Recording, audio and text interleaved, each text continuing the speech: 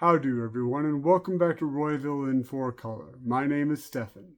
So, I do like the format of where I don't do like 14 or 15 books in a video, so I think I'm going to do that from now on, at the very least for the near future. So, without further ado, I just have 3 books for you, and they're all kind of related to the Bat family. Alright. So, the first one, Birds of Prey, number 9. And I am loving the colors on this cover. Kind of reminds me of those old,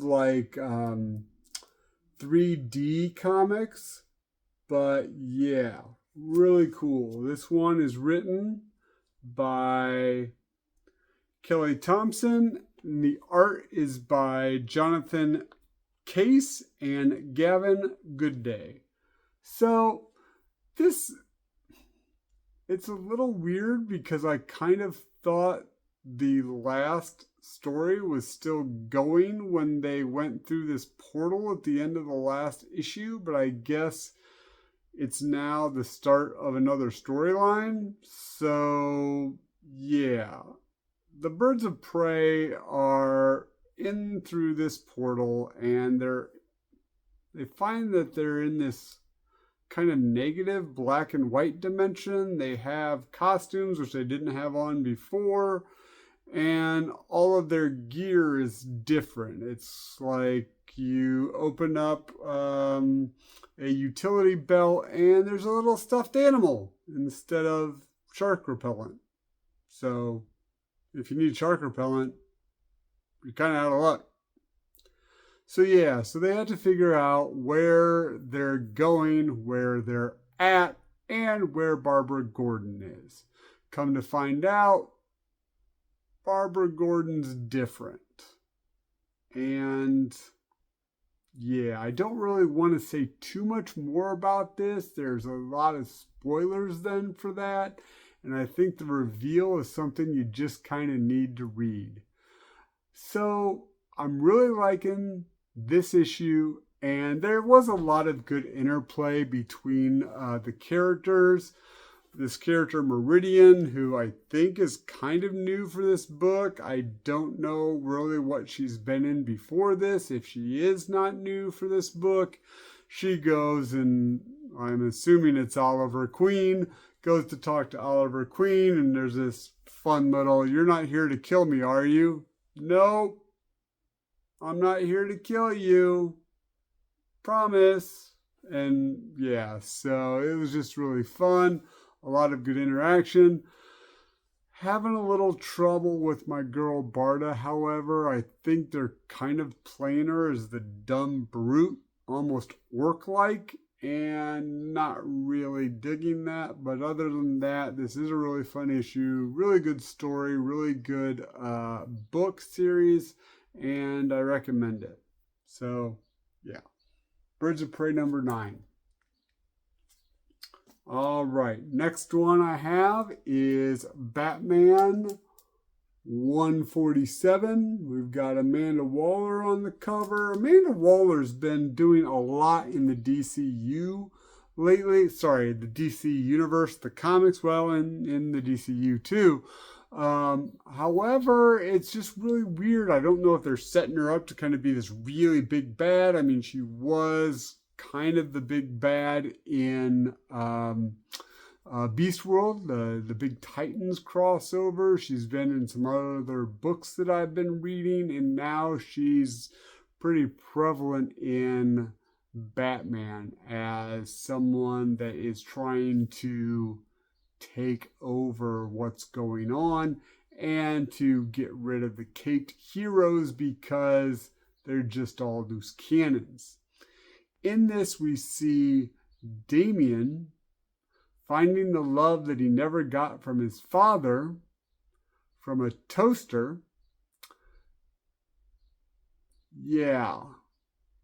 I still don't get why he thought that this robot Batman was his dad. I mean, I get weird things happen, but Damien, wouldn't you really want to know, like, if your dad was alive? Like, so yeah, so he's just like, yeah, what's up, Dad? What are we gonna do today? Gonna fight some crime? Robot toaster dad? Like, I love you. Love you too, son. Hugs. Like, really? It was just really weird. It took Robot Toaster Batman to make the Justice League out of Amazos, but not even that, make a Robin out of an Amazo robot for Damien to be like, wait a minute, you might not be my dad. Fight! Yeah, like, really, Damien? Come on, man. Seriously. Anyway, so he finally figures it out. And we have this interaction between Bruce, because Bruce is kind of at his wit's end. He doesn't have anything left. He's got to try to do all this stuff so that the Toaster Batman can not find him. And he's kind of doing this MacGyver A-Team montage of getting things together, and finally figures out with the help of Tim Drake that it's all about family. Yep, Vin Diesel, you got another one. So yeah, so he realizes that he can't do it alone. He needs his family to win the day, and thankfully Tim Drake's with him. We get this reveal of a new bat suit, kind of. I don't really like the belt, because if you bend over Bruce, you might you might want to rethink that just a little bit. Maybe just kind of just a normal belt with some pouches. Let's go back to the pouches. I know the 90s got a lot of flack, but I think it would work for you, Bruce. What are those things? Are they like little like batons, like Eskrima sticks? I mean, you gotta talk to Dick then, because he definitely knows. You put them on your, yeah. Anyway, so there's a backup story with the Riddler trying to figure out what's going on with the Warden. So this was written by Chip Zdarsky, and the pencils are by George Jimenez, and this one was an improvement to the last few issues. I really like the interaction with Bruce and Tim. Finally, Damien figures out that his dad's not a toaster, and was a pretty good issue. So, without further ado, let's get into the last book. And I think this one was my favorite of the three. Well, probably by far my favorite of the three. This is The Boy Wonder, Book 1. And it's a really fun cover. I like that. I like the black and white and then Damien's color. And if you can see that, he has kind of a demon-like face. Let me try to get that really... There you go. A demon-like face. And this is written and drawn by Juni Ba. Don't know if Juni is a woman or a man or other, but Juni, keep up the good work. I'm loving this comic. So it's kind of written like a fairy tale. Damien is recounting, or something is recounting, Damien's origin story. And the art is just amazing. I think it really fits the fairy tale style. Here is a couple of pictures of it, and I'm just really digging it because it kind of reminds me of the late great Darwin Cook. If you know of the New Frontier series for DC, I just really like that art. And this is so much like it. Especially this one with Batman and Superman, and I think it's Dick Grayson.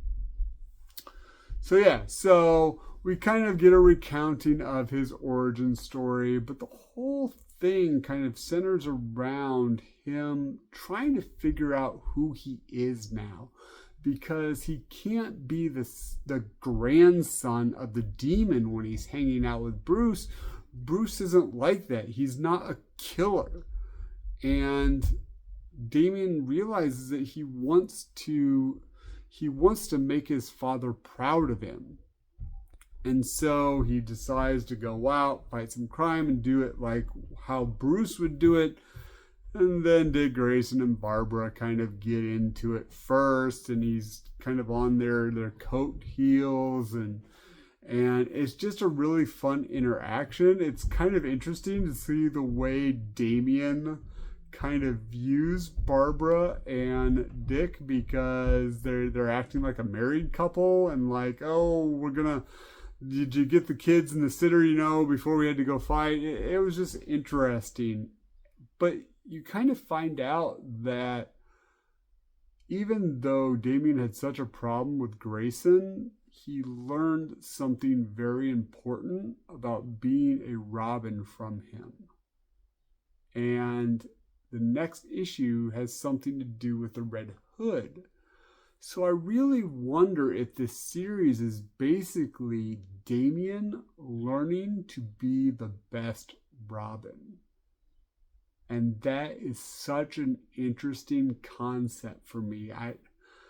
Damian, no offense, my least favorite is Jason Todd as Robin. However, Damian's always been just right above him.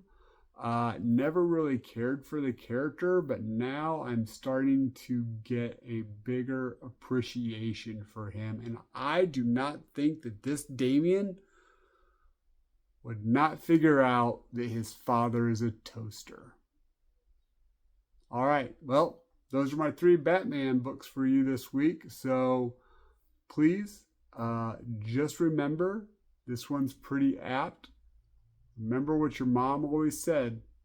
If you gotta be a Dick, don't be a Damian, be a Grayson. All right, thanks everybody, and keep reading.